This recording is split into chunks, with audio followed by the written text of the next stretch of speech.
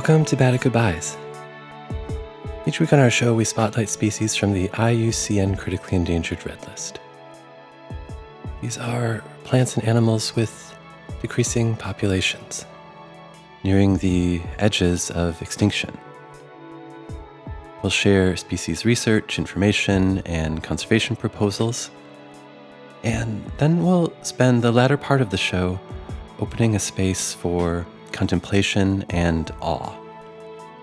We'll perform a soundscape of gentleness, of reflection, and maybe of grieving. Without conservation activity and significant societal shift, many of these species will not survive the 21st century. And so, perhaps we might acknowledge their journey with a moment of our attention, a recognition of our kinship, and with a commitment to personal and systemic change. Thank you for listening.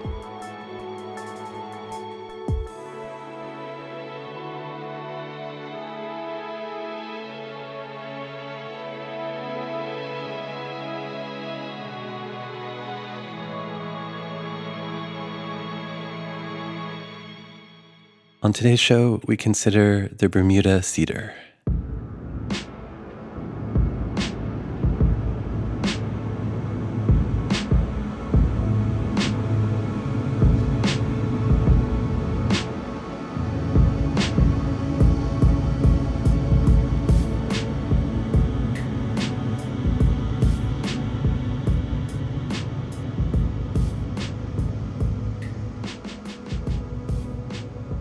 The Bermuda cedar is a critically endangered evergreen conifer native to the island territory of Bermuda in the Atlantic Ocean, about 650 miles east of the North American coast.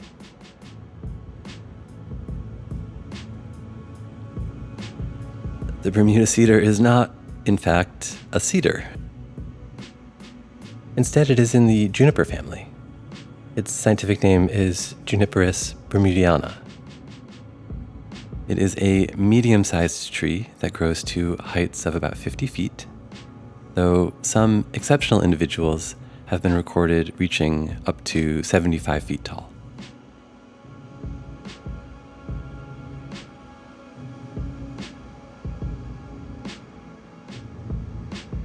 Its trunk grows thick and straight, with thin brown outer bark that will peel in vertical strips, revealing a whitish-grayish inner bark called the phloem. The Bermuda cedar's wood is durable, light, and resistant to rot and woodworm.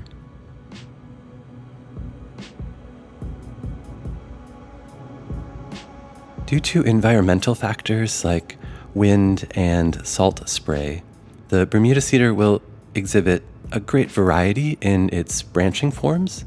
So some individuals will have low-growing branches, a foot or two from the ground, and others will not branch until much higher up, and often their branches are gnarled and twisting.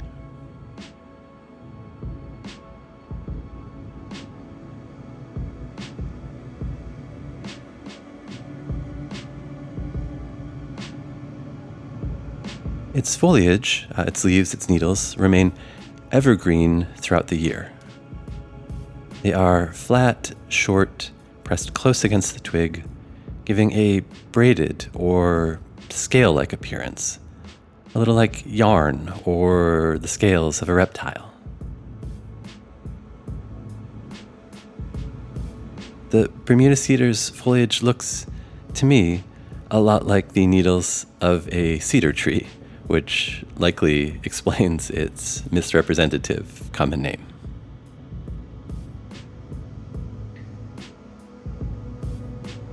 Its foliage is salt tolerant, so able to withstand the salt spray exposure in its coastal habitat.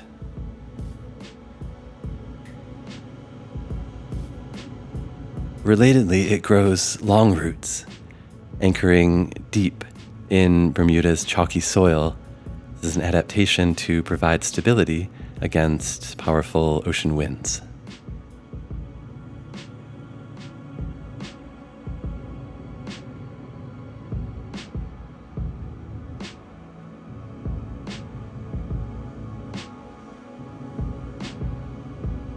The Bermuda cedar is dioecious, so individual trees are either pollen-producing males or seed-producing females.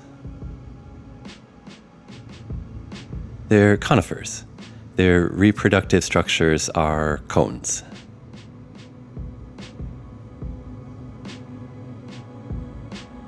The male pollen-bearing cones are yellowish-brown, skinny and cylindrical, and tiny, only about 1/4 of an inch long.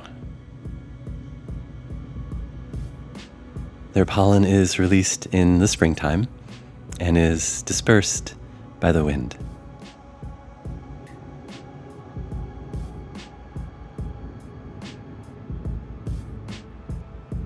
As mentioned, the Bermuda cedar is in fact in the juniper family, and thus its female reproductive structures are juniper berries, which you may be familiar with from juniper species in your region, or even from your kitchen or your local cocktail bar. Juniper berries are often used in cooking and also to make gin, the alcohol spirit gin.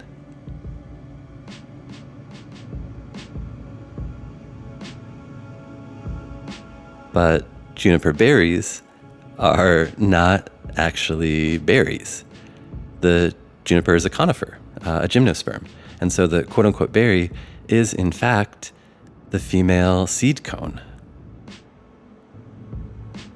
And so unlike your stereotypical cone-shaped pine cone with hard, dry, separated, woody scales, the scales of the juniper's modified cone fuse together and remain fleshy, a soft, round covering around the seeds.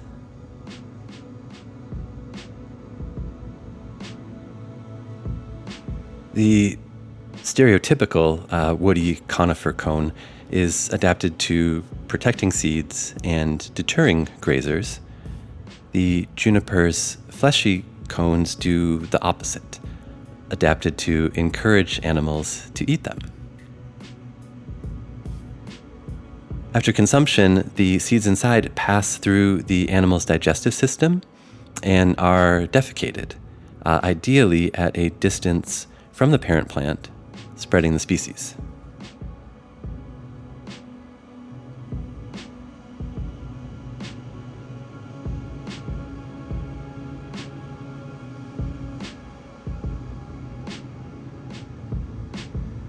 In the case of the Bermuda cedar, these cone/quote-unquote berries are round, deep blue or purple, about 1/4 inch in diameter, and are consumed by birds, specifically the common starling.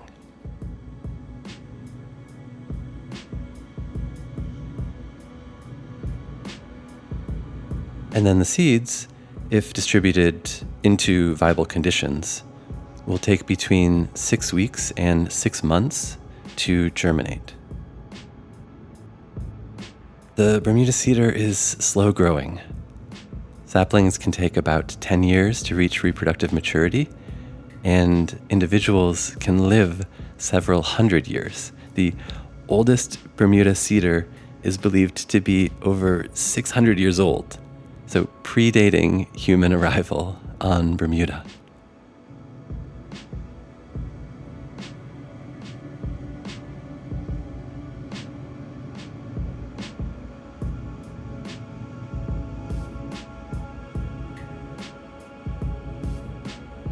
The Bermuda cedar is native to the archipelago of Bermuda, which is a British overseas territory in the North Atlantic Ocean. Bermuda is technically 181 islands, though only roughly 20 square miles of total landmass.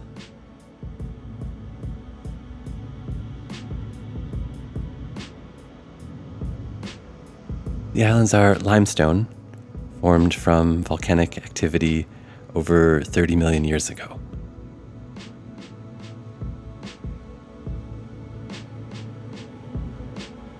The landscape is low-lying, with rolling hills, elevations less than 250 feet above sea level, with coastlines of rocky cliffs, sandy beaches, and small coves.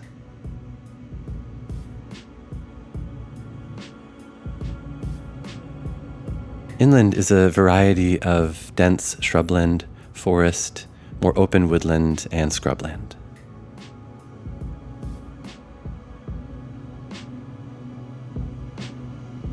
And the Bermuda cedar is found throughout. It grows in shallow, chalky soils on hillsides, along coastlines, and in marshy areas.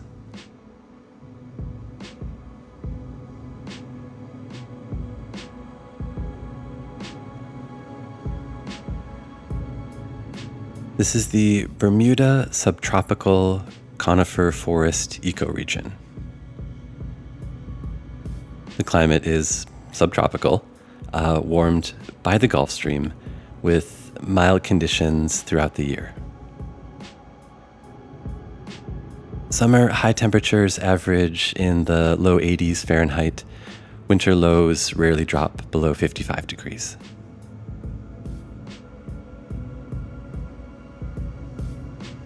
Annual rainfall is substantial, averaging approximately 65 inches per year, and distributed throughout the year, so there's no distinct wet or dry season.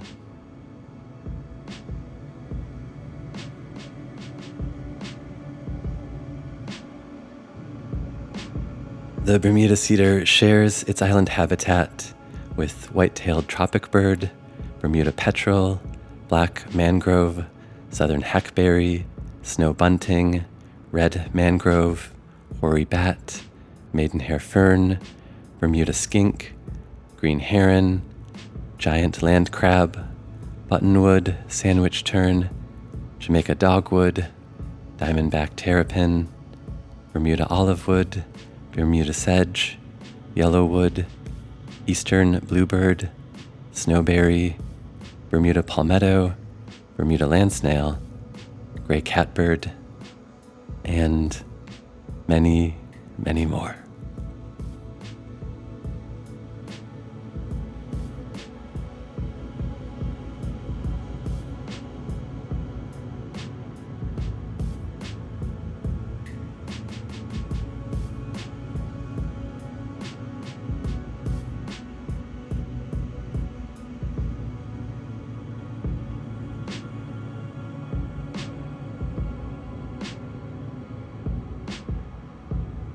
In the dream,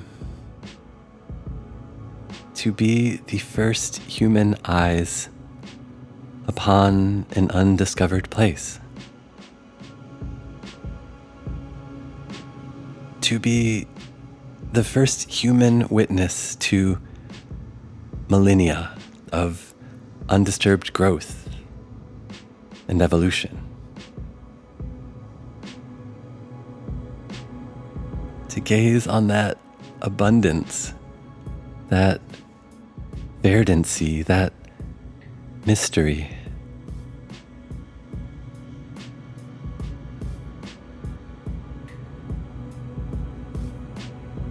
Hundreds and hundreds of miles of ocean,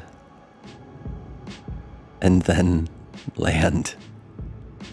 Lush, green land.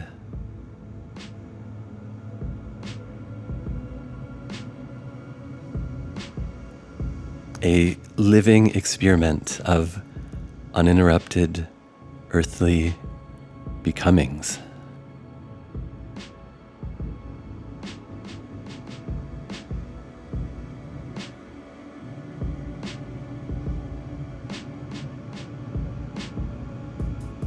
And then, in my dream, to hold that place in reverence. To not, for once, presume our planet's wild offerings a thing to be exploited.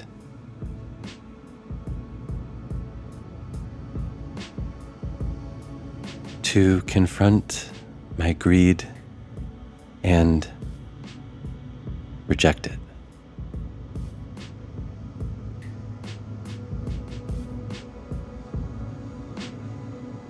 And then to leave. Leave that place untouched. To continue its journey, and I to continue mine.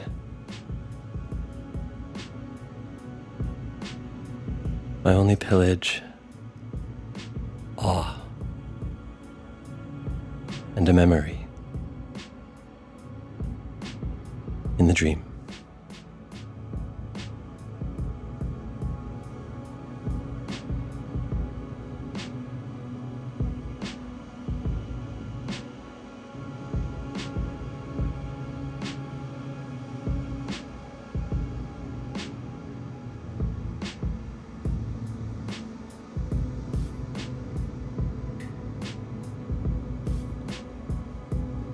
Historically, the Bermuda cedar has been threatened by human resource use and development, specifically logging. When the English first settled Bermuda in 1612, it was a wholly wild place, unpeopled, and the landscape was covered in dense forests of Bermuda cedar.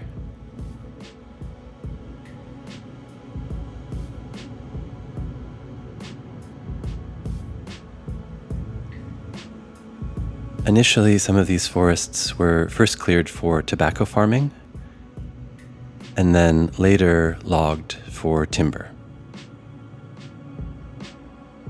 As mentioned, the Bermuda cedar's wood is strong and light. It's ideal for construction in general, and specifically for shipbuilding. Bermuda developed into an English naval outpost and acclaimed shipyard.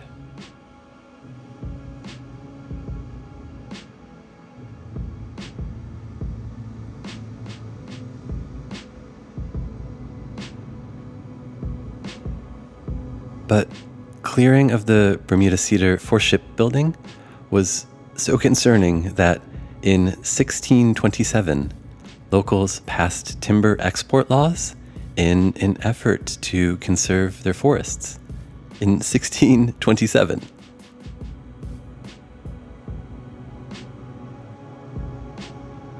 And then between the late 1600s and the mid 1800s, the Bermuda legislature passed more than a dozen additional logging restrictions to help protect the tree.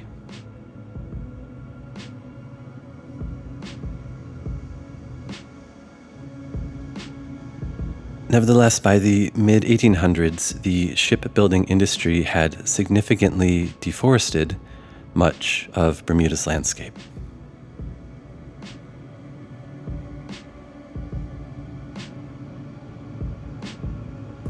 These forests only recovered due to the development of iron-hulled steamships, which reduced the demand for wood ships and consequently reduced logging pressures on the Bermuda cedar.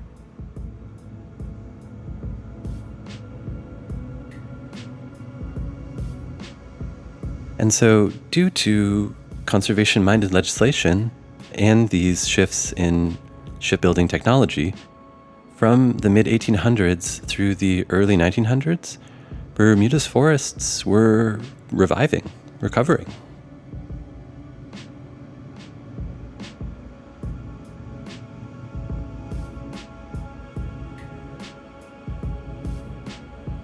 But then in the 1940s, the US military began construction of Navy and Army Air Force bases on Bermuda,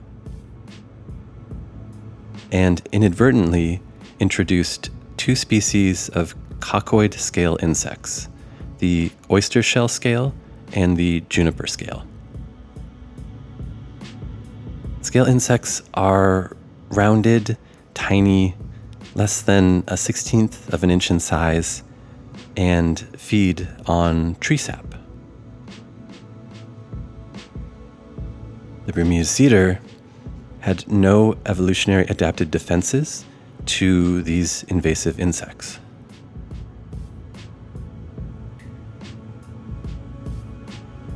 And the result was catastrophic.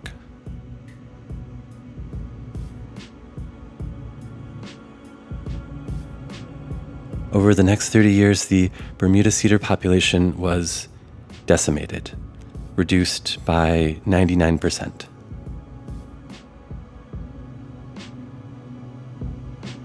An estimated 8 million trees were killed.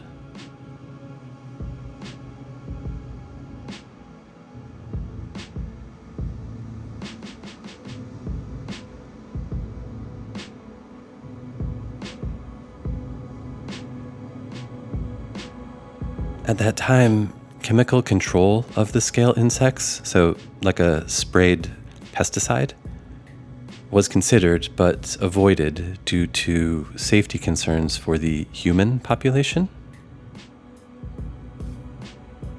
Biological control was also attempted. The government intentionally introduced 8 different species of predatory ladybird beetle in hopes that they would prey upon and manage the juniper scale insect population. This proved unsuccessful.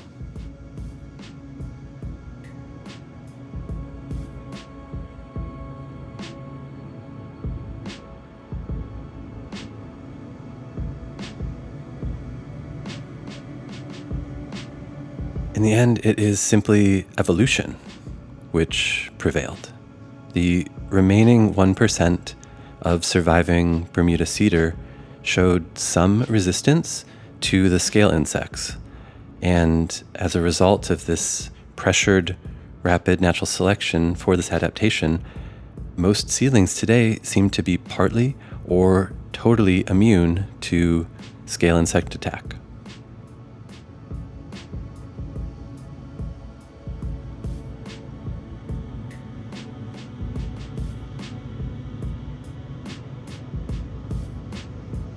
But still, 80 million trees lost in like 30 years.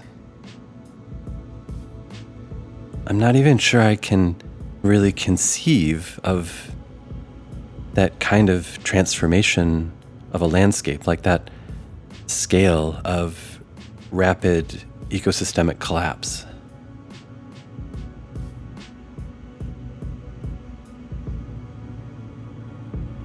But we can mark it by noting that there are now less than 2,000 Bermuda white-eyed vireo. This is a bird which nested in the Bermuda cedar. And the ochre-banded looper moth, which fed exclusively on the Bermuda cedar, is now extinct.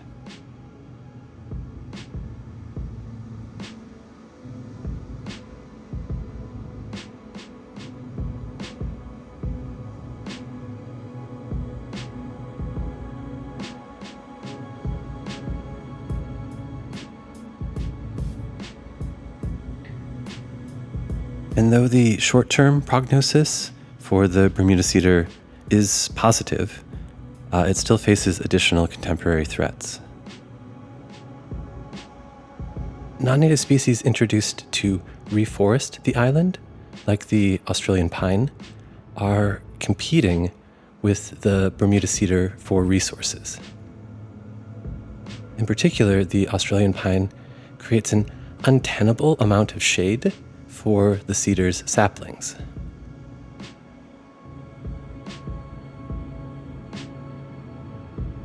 Additionally, continued human development and habitat encroachment threatens the Bermuda cedar. About 20% of Bermuda's land area is now paved. This is a trend that is expected to continue, reducing the available land for natural regeneration and reforestation efforts.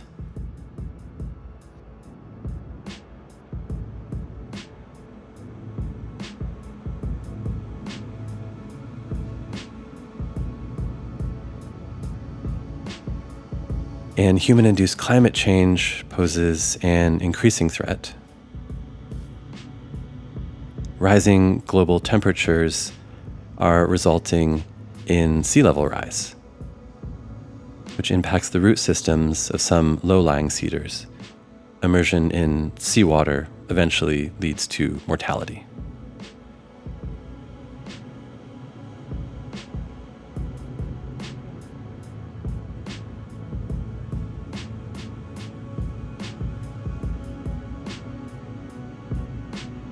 Fortunately, much of the remaining population of the Bermuda cedar grows in protected areas across 12 nature reserves and 63 parks on the islands.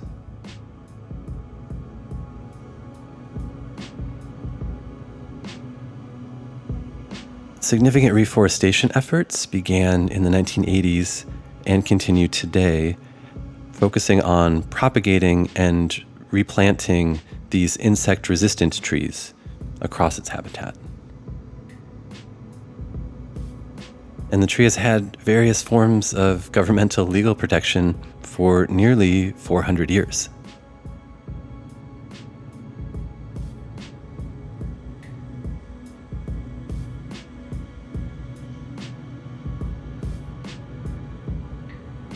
Nevertheless, the Bermuda cedar has been considered critically endangered on the IUCN Red List since 1998.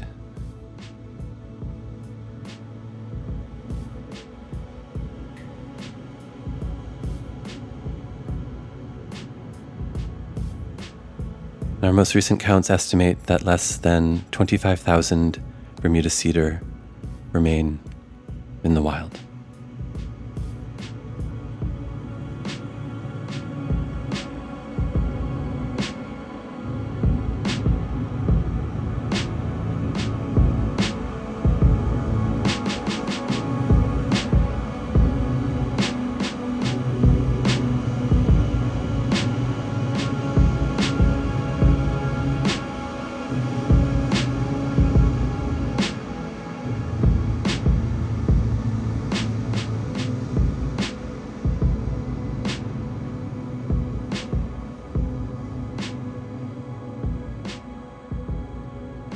Information for today's show about the Bermuda cedar was compiled from the Bermuda Department of Environment and Natural Resources, from Biodiversity, the UK Overseas Territories, from the Center for Agriculture and Bioscience International, from Junipers of the World, the genus Juniperus, from the IUCN, from Ludelia, Volume 21, Number 1, from One Earth's Bioregion Framework, from Phytologia, Volume 90, Number 2, from Trees and Shrubs Online from the International Dendrology Society, from Tropical Plants Database, and from Wikipedia.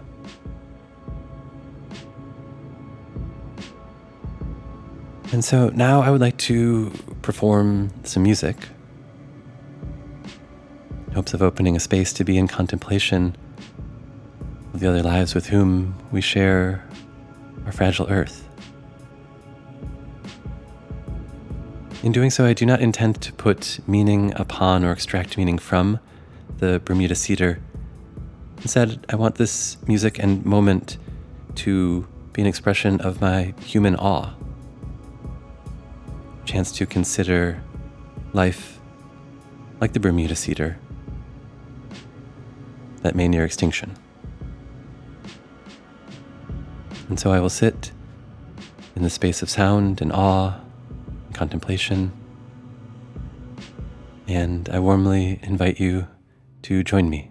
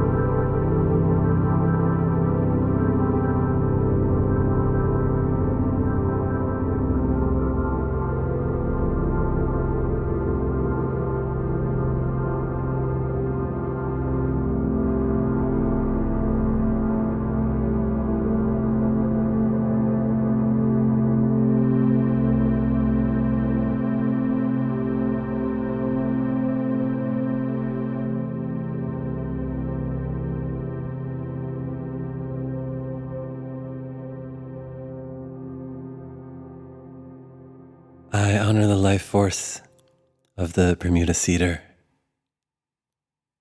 I will commit its name to my record. I am so grateful to have shared time on our planet with this magnificent being. I lament the ways in which I and my species have harmed and diminished this species. I grieve. And so, in the name of the Bermuda Cedar, I pledge to reduce my consumption, my carbon footprint, my wastefulness. I pledge to acknowledge and attempt to address the costs of my actions and inactions. I pledge to resist the harm of plant and animal kin and their habitat by individuals, corporations, and governments. I forever pledge my song to the witness and memory of all life, to a broad celebration of biodiversity, and to the total liberation of all beings.